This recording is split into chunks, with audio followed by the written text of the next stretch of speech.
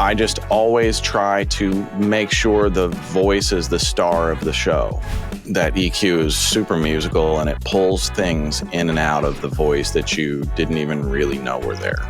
If a piano is starting to swallow up the vocal, I will use a mid-side EQ and I'll dial out the vocal range of the piano in the mids, but I'll leave the sides. A lot of times if I need to correct certain notes, I'll just split it into 2 tracks and I'll put the untuned on one track and the tuned on another. What's the most important thing you do when mixing hip-hop vocals? In this episode, we spoke with Kent Lewis, one of the most versatile engineers in the industry, who has worked with Kanye West, Drake, Bruno Mars, Taylor Swift, and BTS. We discuss how to mix vocals for hip-hop, the effects to use, and how to make your 808s fit perfectly in the mix. Hi Ken, welcome to the podcast. Nice to meet you, Jose.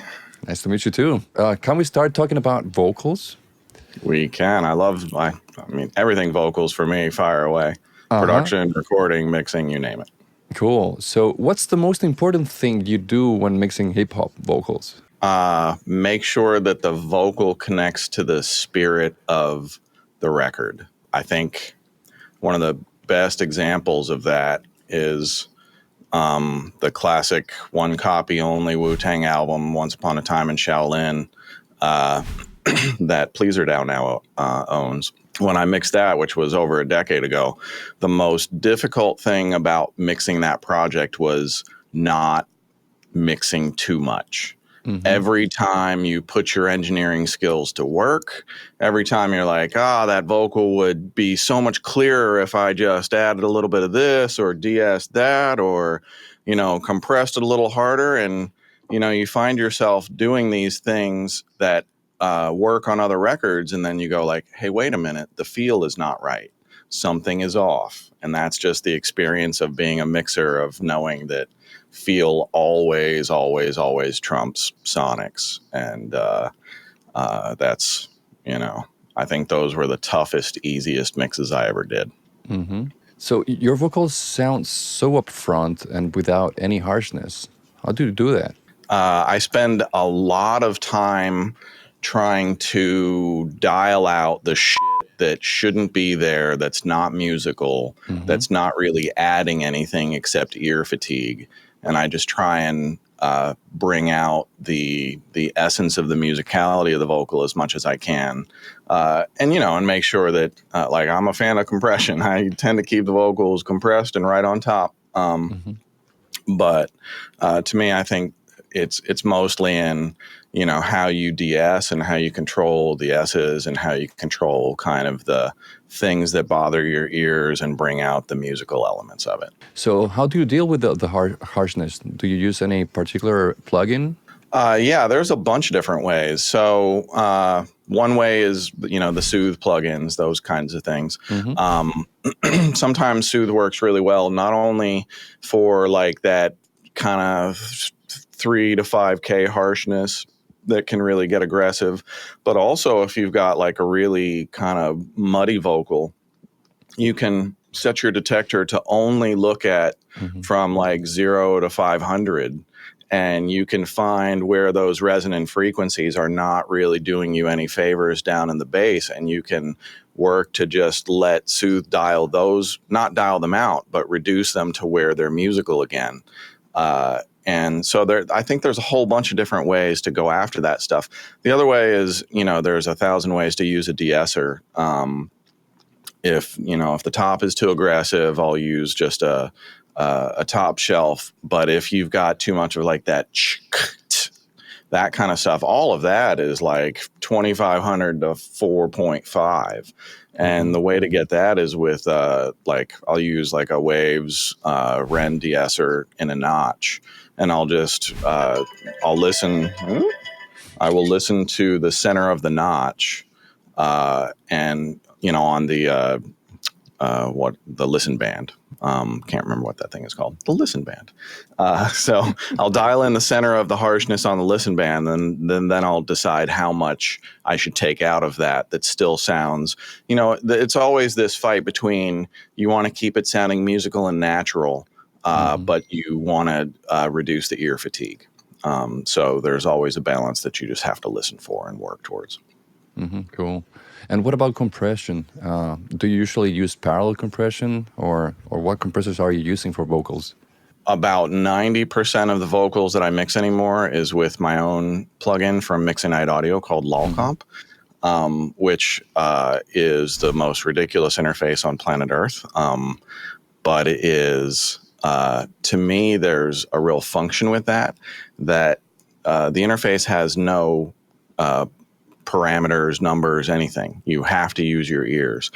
And it takes you away from the gear mindset of dialing in your settings with your eyes instead of your ears. And LolComp has like 3 or 4 different bands that I can reach for very quickly, figure out which one sounds best on the vocal that I'm working with. It has a tilt. I'm a big fan of tilt on vocals. So tilt is, for those that don't know, a tilt is like, say this is 1K and this is 20K and this is 20 hertz. A tilt tilts on the 1K axis. This is brighter and thinner, and this is less bass. This is darker with heavier bass. So there's a tilt called levitate in LolComp. And a lot of people, when you have a vocal that's a little too muddy and not bright enough, a lot of people will reach for an EQ first and add top and reduce bottom. I just take that tilt and I rebalance the entire frequency range much closer to what it naturally should sound like before I do anything else, before I do any compression or equalization or de-essing, because that makes all of the other plug-in functions work much more naturally. So the compression is not going to have to work as hard because I've taken some of that mud out already that would have pushed the compression harder. So now I'm going to get smoother compression. I'm not going to have to add a ton of top end with the EQ because I've got a little bit of extra brightness up there. And then I can work towards what the best compression is and dial it in from there. So I think tilt is, for me, a big secret weapon for vocals. Yeah, I actually downloaded your plugin yesterday. I was playing with it. It's amazing. Yeah. I'm still learning how to use it, though. I will happily give you some sonic tips with it. Cool. For me, I very selfishly built it for me to take myself out of gear mode and to give myself an incredible palette of tools that I could solve a lot of different problems with quickly. So, for instance, the first chain, the smiley chain, is my vocal chain, but it also sounds great on things like brass and violins and pianos and things like that. The second chain is the Pana chain, which I built specifically for like 808s and low end. You put that shit on an 808 and you can tailor it perfectly to any type of 808 you want in a matter of moments.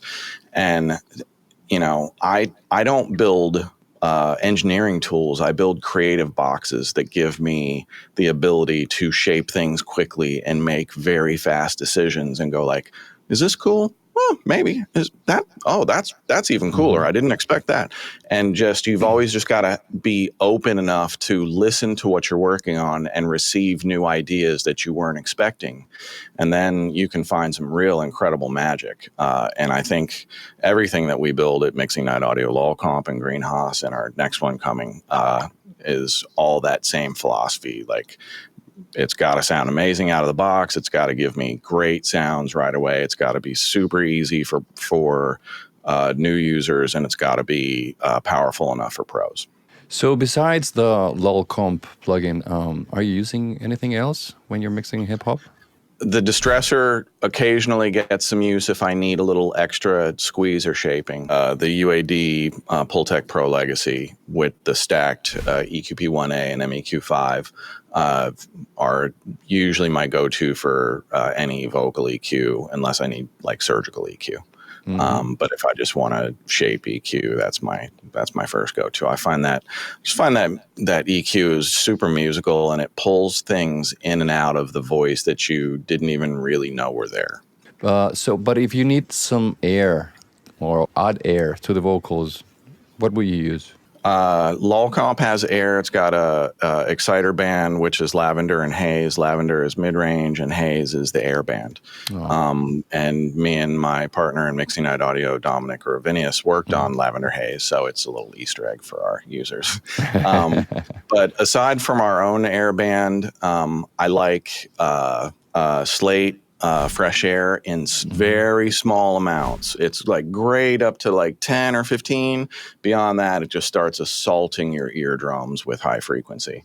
I like the Cush audio stuff, the clariphonic. I actually, when I record vocals, I have a real clariphonic, an outboard so my recording chain for vocals is a Sony C800G through a Groove Tubes Viper mic pre that has 8 tubes in it. Through a Thermionic Culture, the Phoenix Varimute compressor, through a Cush clariphonic hardware box to open up the top end further, and then into converters. Nice. And I kind of built that chain over the course of years, just putting my best up against what I think might beat it. And for the longest time, it was a Purple Knob 737 first run. And then I went to a GML mic pre, and I thought, like, nothing's going to beat the GML. And then I put the GML up against the Viper one day, and I was just like, are you kidding me right now? I just couldn't even believe the detail that that mic pre pulls out of things. It's really impressive. But it's also 3 rack spaces for one mono mic pre, so it's a big space commitment and a heat commitment for. How many tubes does that have? 8. 8. And you can, because you can select like the rise time on the tube, and you can select the tube style and the ohmage and all of that different stuff. It's not like you're running through 8 tubes at once. But I hear this all the time, like, you can't have an all tube chain. Fucking go listen to any of my vocals. It's other than the Cush clariphonic, which is at the end of the chain, it is 100% tube chain. Tube C800G into a tube Viper, into a tube Thermionic Phoenix, into the clariphonic, which is solid state. I mean, and it's the most open, amazing vocal chain I've ever heard. Yeah. When you're mixing, do you use compression? I mean, I'm sorry, distortion on vocals? Sometimes. I don't use like saturation automatically. I'll often try it on things. Lol Comp has a saturator. Greenhouse has a saturator. Even like the distressor will add a little bit of saturation if you want it to. So often I'm just trying a bit and I'm seeing, but if I really need to dig in and saturate a vocal, it's usually the Dragon Chain on Lol Comp or Distressor from Sound Toys, or what else do I like for distortion? Those two probably get the most work. Everything else, like sometimes I'll use different guitar amplifiers and I'll split the chain, or I'll just wet dry it, so I'm getting some clear, dry, open, crisp signal blended with a very distorted amplifier signal. So I'm not trying to get the amplifier signal sounding clear at all. I'm just trying to get it sounding vibey and kind of like that sounds like a vocal, and then I blend it in with the original source until it feels like I have a distorted vocal that you can still very clearly hear. So that's one thing I do. And you can do the same thing with Dragon Chain on Lol Comp. You can get it super distorted and then dial back the wet dry and find that balance and sweet spot between clarity and breakup. So yeah, the wet dry on saturated vocals is everything. So you got to find that sweet spot. How do you enhance the emotions and feelings of the singer while mixing? While mixing, I think I just always try to make sure the voice is the star of the show. Even on songs like I mix a ton of K-pop, and I'm mixing a single for Thailand right now. And a lot of times I don't understand the language, but I understand the emotion behind the delivery, and I understand the feeling of what they're trying to achieve. So I just try and tap into that. As you know, I mean, I've been making records 30 years. The stuff just becomes really second nature after a while. So, first thing I do is I'll listen to a rough mix before I start mixing at all. And I will kind of form like a vision in my head of, okay, here's where they left off. Here's my compass direction of where I think I'm going to take this song. And that will dictate a lot of how I treat vocals. And, are they super dry and in your face? Are they wet and in a cave? Are they somewhere in between? Is it a delay slap? A lot of times I'll just try things until that magic like aha happens. Mm-hmm. And sometimes you just have a really clear vision of knowing like, I want this vocal right in your face and it's going to be, right there. So you need to make sure that you build the energy of your mix around that emotional delivery of the vocal so that everything else in the mix also supports the energy that you're trying to get out of the vocal. So, like many times for me when I'm mixing, like the mid-range starts to build up. So my question is, how do you get things out of the vocal when that happens? I do a lot of tiny notching. Mm-hmm. And of not only vocals, but other instruments. If guitars are getting too mid-range heavy, I'll carve out little pieces of the guitars. Sometimes, like if a piano is starting to swallow up the vocal, I will use a mid-side EQ and I'll dial out the vocal range of the piano in the mids, but I'll leave the sides. So the piano hugs it, but it gets out of the way of the lead vocal. And you can use that same philosophy on keyboard pads and other things. But it's the other thing that I find I'm doing a lot just on the mix bus is around the end of the mix, taking a notch out of 4K and seeing how the mix feels. Usually, I think most times because you do just get a little bit of buildup sometimes in the mids because so many things, vocals and instruments are mid-range heavy that once you think you have everything balanced, but it's just hitting your ears a little bit too hard, I'll take the Pultec Pro Legacy again, the UAD. I love that thing. And I'll dial up the dip to, like I'll usually audition between 2 and 7K. But the typical lands about 4. And you just dial a little bit of 4 back and all of a sudden the whole mix softens up a little bit and just gets a little bit more musical. Mm-hmm. And everything just sits a little bit better. And so that, that tends to be one go-to that I find works a lot when I start getting that mid-range build up. But I'm also really conscious as I go to try and keep it not a problem on the individual channels. Would you ever use a sidechain with a vocal, with other instruments? Like Vocal Rider or something like that? No. I meant like if you're having problems with the keyboard pad or something, so you use the sidechain, so every time the singer is singing, the keyboard goes down? Right. What plugin does that? Is that like a track spacer? I believe so, yeah. I've never used it, but I believe that there's a plugin called Track Spacer that does that. I don't know if it's maybe just my upbringing, but I've never leaned on those types of things. I've always just tried to carve enough space out. The only times that I will do that is with something like Soothe, where I may have Soothe take out the mid-range of something that's fighting with the vocal a little bit too much. Mm-hmm. And I'll certainly use Soothe to go after, if I'm getting those really ringy, resonant, like 4K bands in the vocal that have no musicality at all. It's like it's either an imperfection in the microphone diaphragm or in your vocal cords or whatever, but no matter what note you're singing, there's always that 3.7K that pokes the fuck out. And so, sometimes Soothe helps you find and identify that, but sometimes it moves around a little bit depending on what note is being sung. So you can kind of narrow range Soothe and be real careful with it and make sure that it's only taking out a bit of what you want it to take out dynamically. The other cheat code with Soothe is you must put it to 4 times oversampling and ultra. It sounds noticeably better with those settings. So every time I use that plugin, it's always with the oversampling and with the ultra. So I don't understand oversampling. Can you explain that? Because it's like I I don't wish know what I it is. understood oversampling. Okay.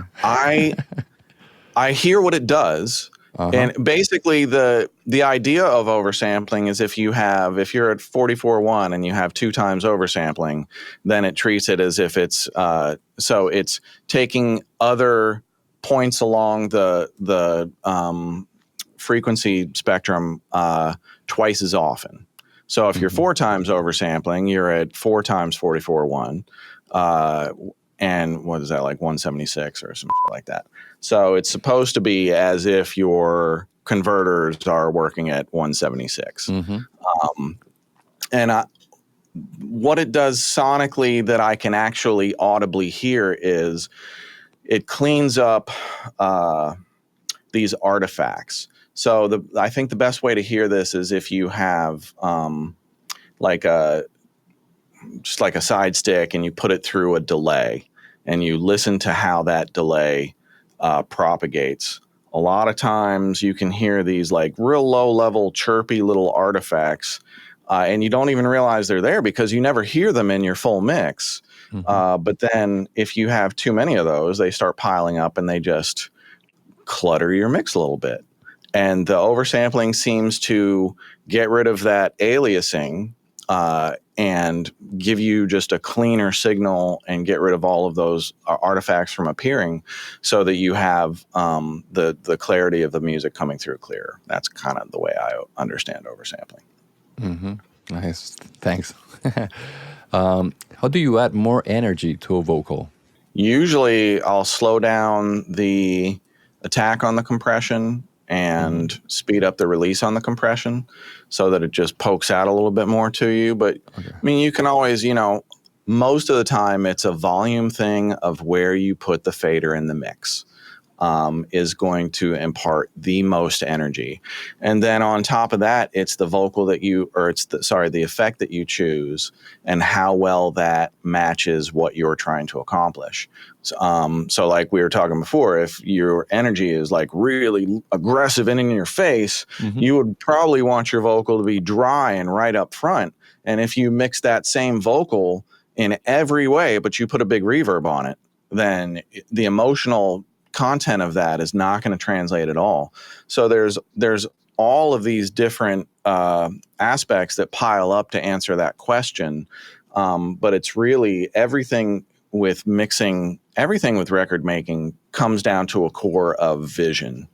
You need to develop the skill of hearing something and asking yourself what this can be. What can this be?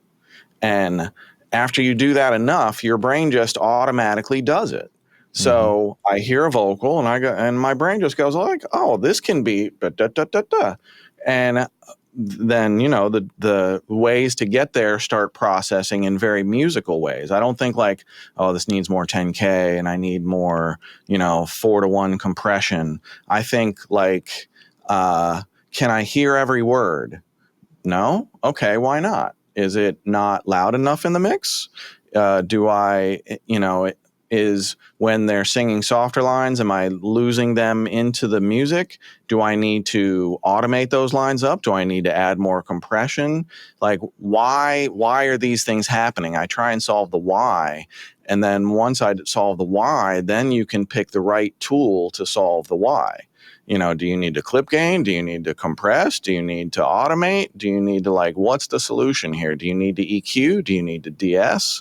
So the ability across the board as a mixer, as a producer, as any kind of a creative to develop the ability of vision, of being able to hear in your head what it could be, I think is my most valuable skill probably. So if you need some effects on your vocals, what are your preferred plugins?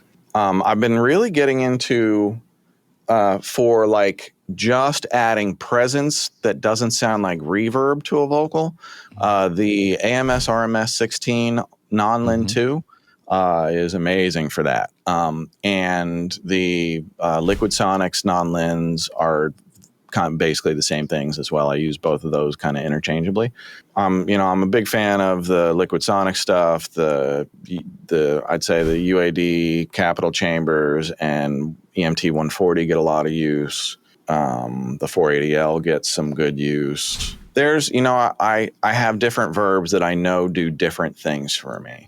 And I haven't probably spent enough time with any one of those verbs to know all of the things that it does. But I tend to probably work like most people, where you just discover your tools along the way. You know what this thing's going to give you, and you come across, one every 10 or 12 mixes. You're like, oh, you know what verb would work great here? My preset on the H delay would be, or the H verb would work great here. Or what I really need is a tight room here. Let me go to the chamber and dial it down. So I think experience helps you greatly with your ability to choose the right effect for the emotion that you're going for. And, again, with the vision, you try and envision, like, how would this sound in a big hall? How would this sound with a dense plate? How would this sound with a short room? And you can envision as a mixer how that's going to work in the song. And then you just start taking your best guesses and evaluating as you go, and being wide open to being wrong with your choices and going, yeah, I thought this would work, but nah, it's not really hitting me. Let's keep looking. And just search until you find that, the goosebumps on your arm, going like, okay, this is what I'm looking for. And, there's no time frame to a mix. There's just work until it feels like you're done.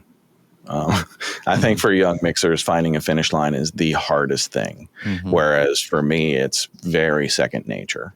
But it didn't always used to be. It used to be very difficult to find. There was a time where I'd second guess my decisions, and you just wouldn't know. Like, it feels done, but what would Manny American do? What would Tom Loralgi do? I don't.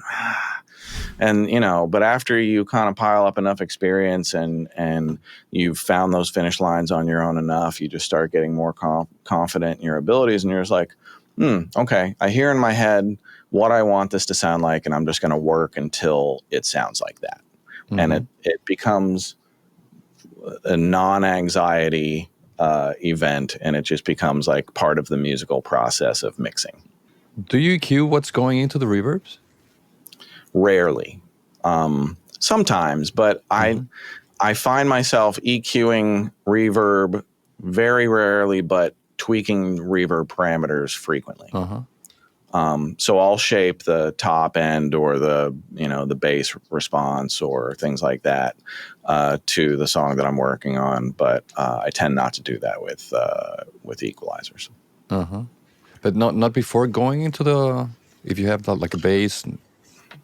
I'll get it sounding good on the channel, and then I'll send post fader to the effects, so that what I have dialed in for that sound is the sound feeding the reverb. But unless I'm going for something really specific, I'll dial the setting in on the verb itself. Not verb example, but a good delay example would be, almost always I am dialing back the high frequency response of the delay down to 3K, 2K, sometimes 1K, and often like a ping pong or something like that. But it doesn't matter, because when that delay slap happens, if that high frequency from the S's and the T's and the sibilances is hitting you from the left ear and the right ear, it can be really distracting to the listener.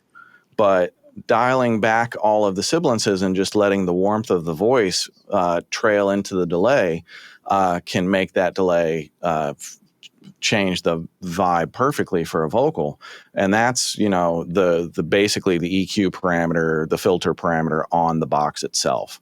And I think almost every verb has some sort of shaping like that I use. Like H verb has a kind of a reverb shaper in it. So does R verb. So I think I probably tend to find verbs that have ways that I can effectively shape them once I dial them in. But some are just like, I know this is going to give me this. Let's go. Is there any difference in your approach when mixing Kanye West or Alicia Keys or Lenny Kravitz? I'm sure, you think about your radio targets and your streaming targets. You want those songs to sit comfortably next to other hit songs in their genre. So that's always a individual consideration of every song that you mix. Is like, okay, what's the target with this? Who's going to be listening to this? And let me make sure that it's feeling like that to that listener. That's always a consideration. But do I approach mentally, a BTS mix differently than, a hip hop mix? No, mentally it's all music to me. And I just try and connect myself to the song and to the artist and what they're trying to say and what that song is trying to emote to the listener. If it's a club party track, does it bounce like that? Is it, if it's a heartbreak ballad, is it, hitting you like that? So I think it's always the trying to capture the emotional content of what the artist is trying to go for. And sonics be damned. It's not like you're not trying to get great sonics, but virtually, like, I've won a bunch of big shootouts with a bunch of heavy mixers that are way more notable than me. And every single time I've won a shootout, their mixes were sonically way better than mine, and mine felt better. I just feel like feel is the king. Sonics is important up to a point. So, talking about feelings and emotions, how to use or how to tune a voice or a vocal without losing that feeling? As a mixer, I don't tune vocals beyond what auto-tune does. If you need Melodyne, you're not ready to mix. As a producer, I tend not to produce vocalists who need Melodyne. so it's good to have a bit of choice. But there have been times where I have had to use Melodyne and like vocal line and just editing in ways that the artist had absolutely no clue whatsoever what I did for them. They thought it was all them, and probably every single note was moved. And I'm talking, there are 2 hit singles that come to mind right off the bat. Not hit singles, they weren't hits, but they were notables. And, and that lets me know that I have done my job at the highest level, because I took a singer who wasn't capable of doing that, and I delivered that. And they thought that they did it. Great. I want them to have the confidence of believing that that was them, because they have to go perform it live and they have to go sell that song to the world. And I never want a situation where I'm like, well, I had to Melodyne the shit out of that, and I fixed all of your vibratos and your tuning was bleh. Like, I want the vocalist to just believe that I just found the best pieces of their performance and comped them together, and that's how they sang it. And while you're trying to capture that performance as a producer, putting them in the moment is everything. The way that they attach to the song in the moment while they're singing is absolutely going to dictate the quality of that vocal performance. And the artists that just get behind the mic and just sing it, like, here's another take for you, let's go. You can hear and feel that in the performance. And the thing is, the listener doesn't know why or why not that they like or don't like something. They just know that they do or they don't. And a lot of the, I don't really like it, is, you know what? That vocal performance didn't capture me. I have no way of defining that as a listener, as a layperson, but that's what it is. Something about that was just uninspiring and I didn't feel like it was real. So as a vocal producer, I'm always trying to, well, you see, I showed you my room earlier and you've seen it from the broadcasts. Yeah. When I cut vocals in this studio, I move the right wide speaker and I create a vocal nook in this corner. And there's kind of a soft corner with projectors. I have triple projection in here. And I create a soft corner and I put the vocalist facing the corner and I put lyrics in front of them on the wall. And then around them or on the entire wall is whatever they want it to be. If it's like we were cutting vocals the other day, and what did we put around the vocal? Oh, it was a song about New York City. And so we had the vocals all up on the wall in front of the vocalist.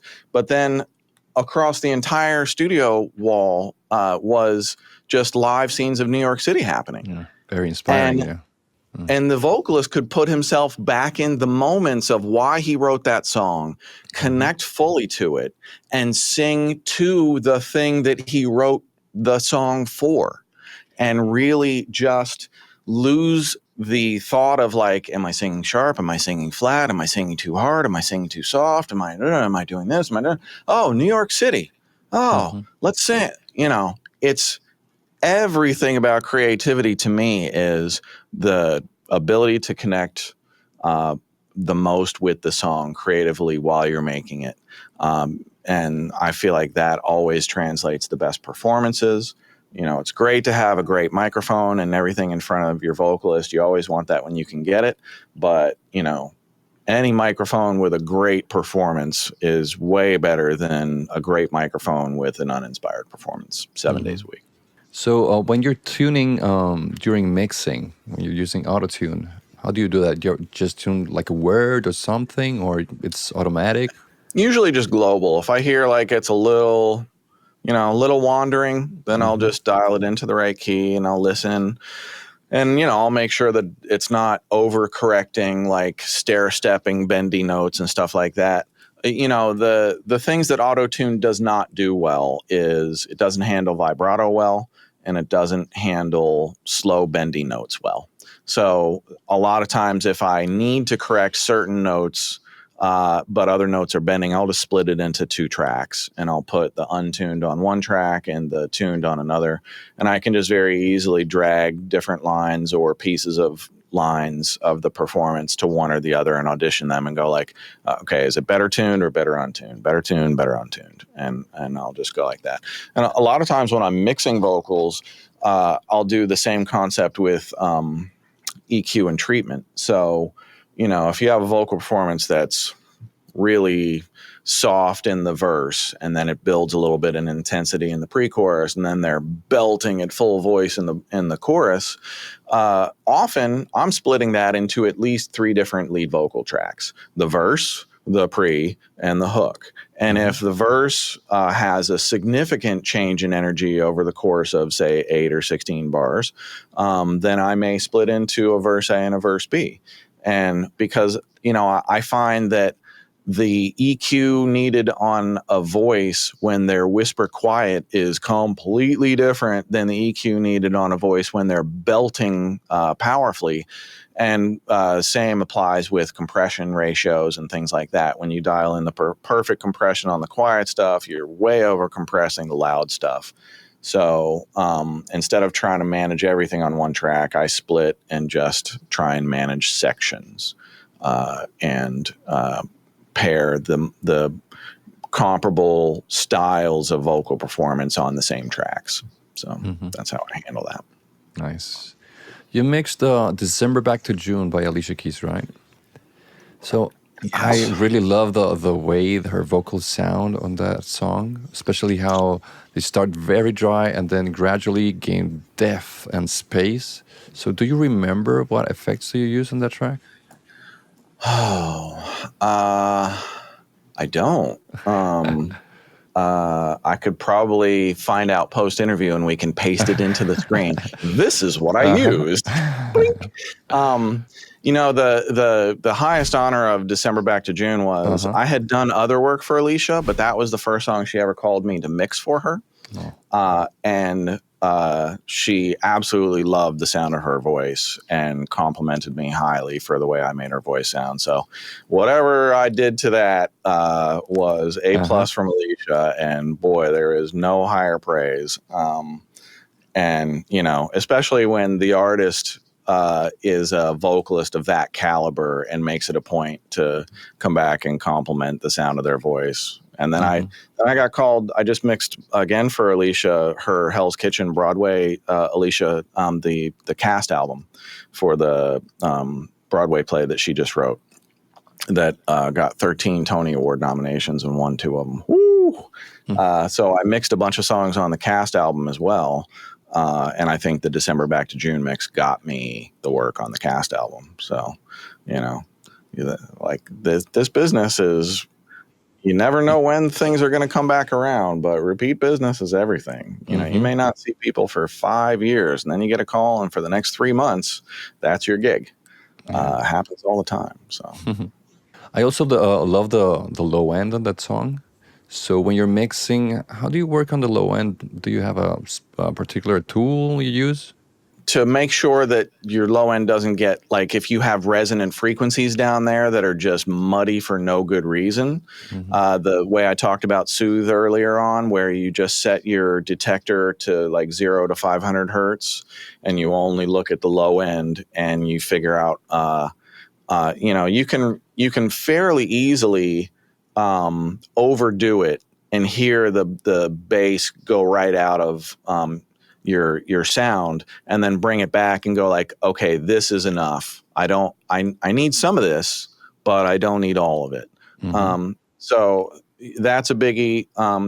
To solidify low end is Panda Chain on Lol Comp. That thing is the fastest, no-brainer, burnt, done. Oh, do I want more buzz? Done. Do I want it just solid low? Done. So, yeah, I mean, Lol Comp was built to just be a super fast results box. So most of my low-end stuff is just go into Lol Comp, try a couple things, and move on. And most of what I do mixing is I don't labor over things long at all. There's always the exceptions.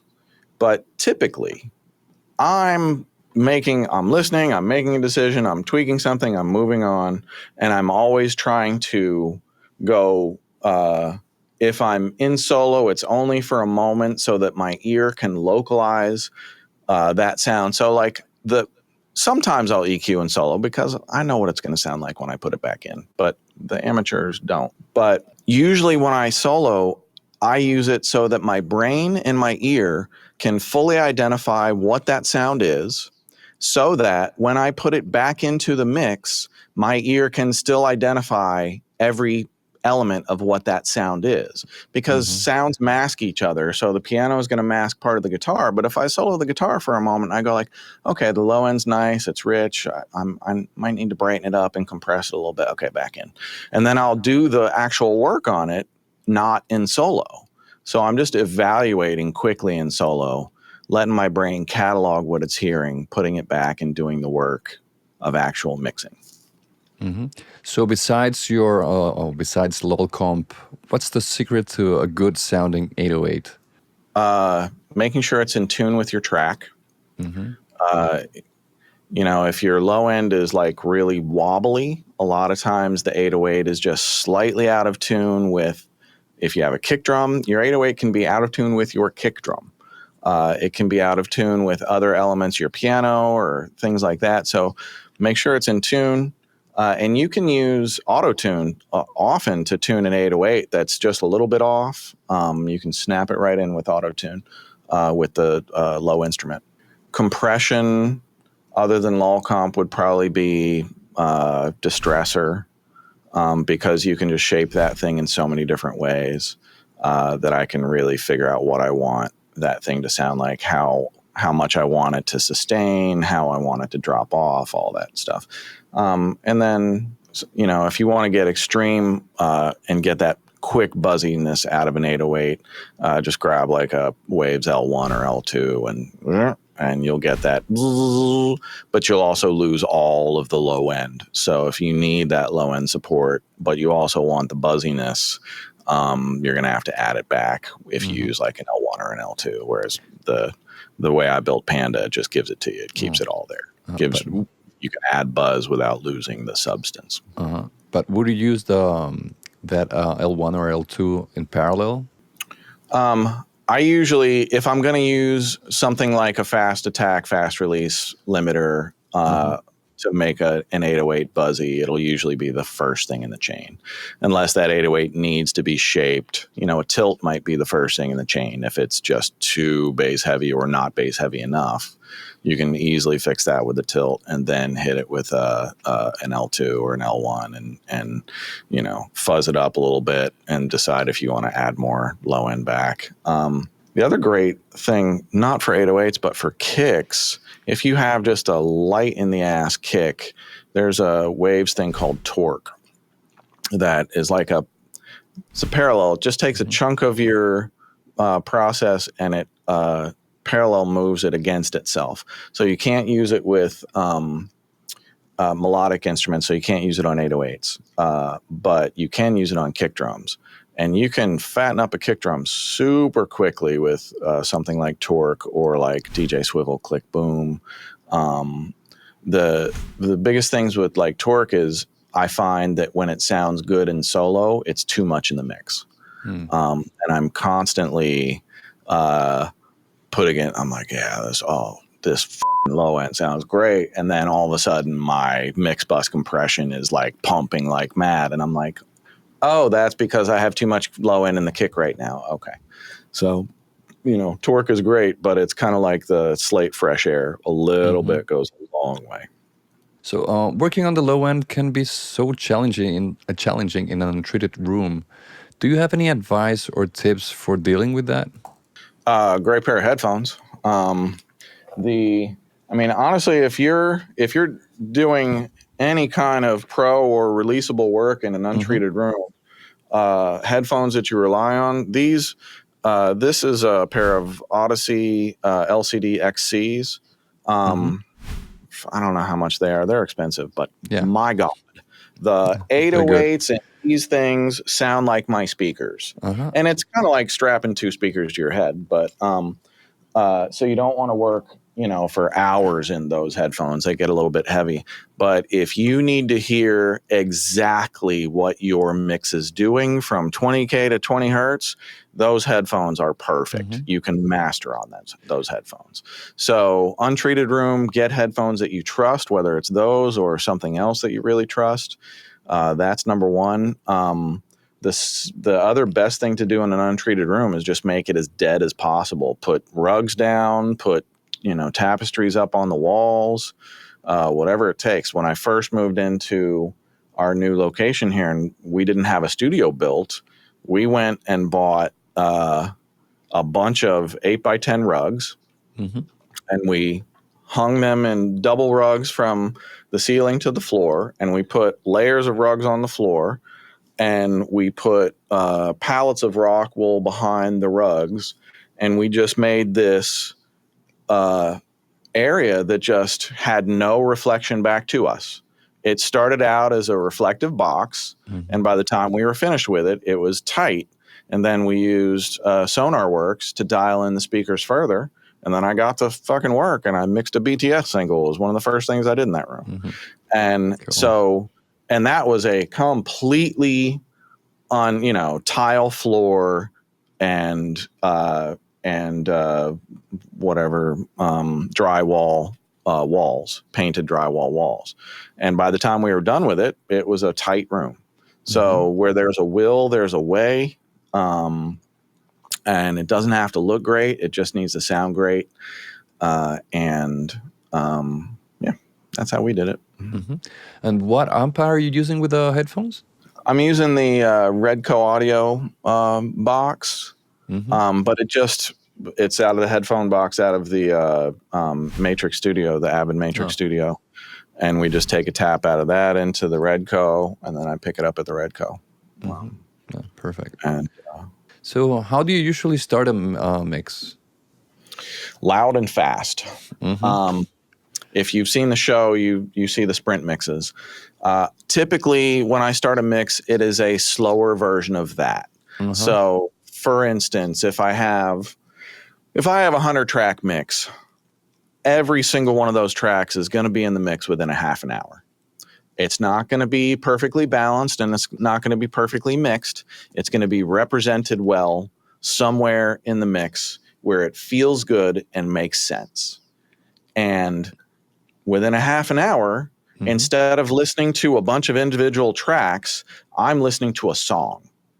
And every decision from that point on is, what does the song need? What is the song telling me? What does the song need? What is the song telling me? That's all I ask myself. And when you ask yourself questions like that, instead of, well, like, you know, does the snare drum have enough 10K on it?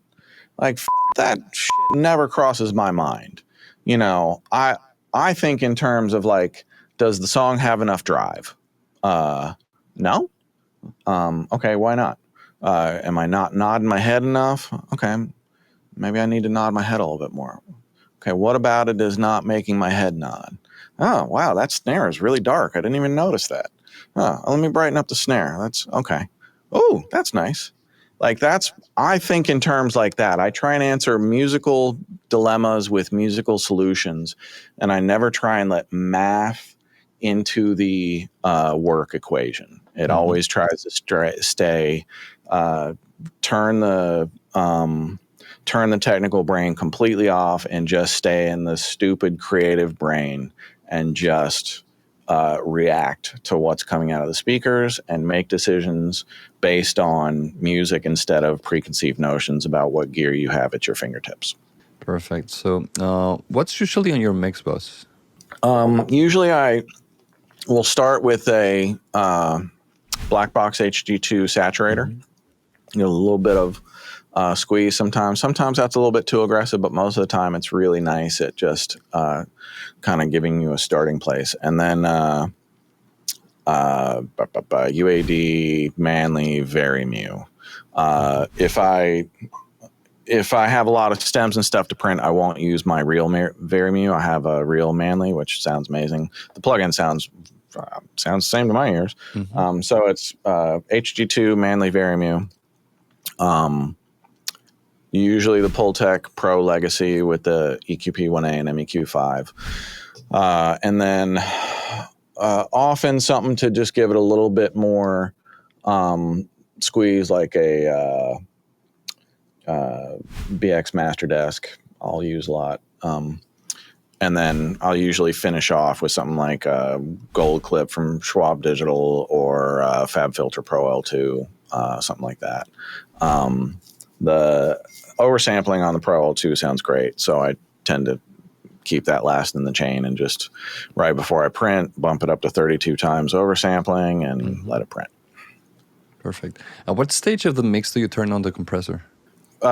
Pretty late. After I know I have all of my balances together and that the overall direction of the mix, you know, the overall levels that I'm working with are not going to change radically. Like I've got my basic balances and feel locked in.